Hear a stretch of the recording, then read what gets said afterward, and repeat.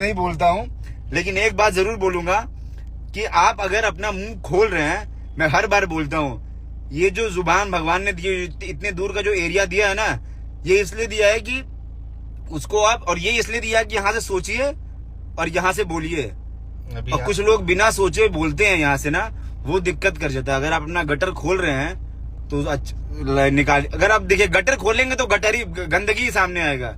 और अगर मुंह समझ रहे हैं अपने मुंह को, तो सोच समझ के बोलिए, बस इतना ही है। अभी आगे से अभी कुछ भी। पवन जी का गाना गाने में स्वाभिमान ठेस पहुंच रहा है। पवन जी के साथ पीछे कोरस करने में कैसा लग रहा है? नहीं, वीडियो कॉल करते हैं हमारे जानने वालों को, सबका नाम नहीं लूंगा, बहुत से लोगों को वीडियो कॉल करते हैं तो अच्छी अच्छी बातें करते हैं। अरे भैया हम तो बस आप ही के नीचे हैं, आप जैसा बोल देंगे वैसा, अरे भैया।